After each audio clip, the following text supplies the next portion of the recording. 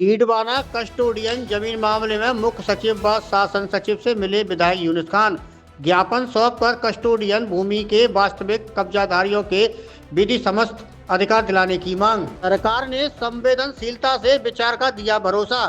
Custodian भूमि मुद्दे पर committee बनाएगी सरकार। डीडवाना कुचामन जिला कलेक्टर को इस बारे में आवश्यक दिशा निर्देश शीघ्र जारी किए जाएंगे। उन्होंने कहा कि सरकार इस मुद्दे पर संवेदनशीलता के साथ विचार करेगी और कस्टोडियन भूमि पर वर्षों से निवास कर रहे पात्र परिवारों को राहत दिलाने के लिए सकारात्मक कदम उठाएगी।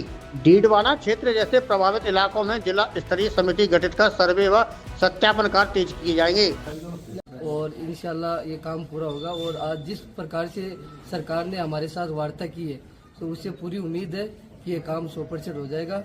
और बाकी यहाँ जो काम करवा रहे हैं हमारे विधायक साहब, तो इंशाल्लाह पूरी कोशिश है ये काम संपूर्ण पूरा। हमारी वार्तालाप हुई सचिवों से, अधिकारियों से, उनमें हमें पूर्ण विश्वास है कि सरकार हमारा भला करेगी। और सरकार माँ बाप है, सरकार का माथा ऊपर मार्ग है।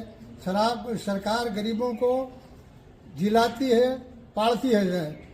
कैसी मुसीबत आए सरकार ही माँ बाप होती है। तो इस सरकार से हमारी उम्मीद है कि ये लोकतंत्र में जनता निराश हो रखी है और हजारों वर्ष से जनता इस राजस्थान में, भारत में नागरिकता है और आज हमारी ज़मीनों पर ये परेशानी आ रही।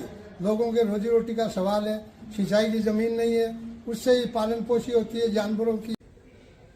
कस्टोडियन भूमि से जुड़े हुए मुद्दे को लेकर के और जनप्रतिनिधि यानी सरपंच, पंचायत समिति सदस्य और जो इन भूमियों से जुड़े हुए पीड़ित व्यक्ति हैं, उन सब का प्रतिनिधि मंडल श्रीमान जोगाराम जी, प्रमुख शासन सचिव राजस्व तथा मुख्य सचिव वी श्रीनिवासन जी से मिला और उनको उनके सब ज्ञापन दिए और वस्तुस्थिति से अवगत कराया।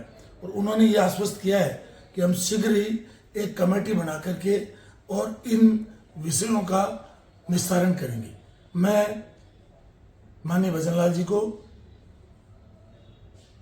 माननीय हेमंत मीणा जी को और श्रीमान जोगाराम जी और वी श्रीनिवासन जी को धन्यवाद देता हूं कि उन्होंने जब हमने चाहा तब इनकी बात सुनी और आज जिस तरीके से उन्होंने आश्वस्त किया है कि हम जल्दी कमेटी बना करके और इसका सर्वे करा करके निस्तारण करेंगे।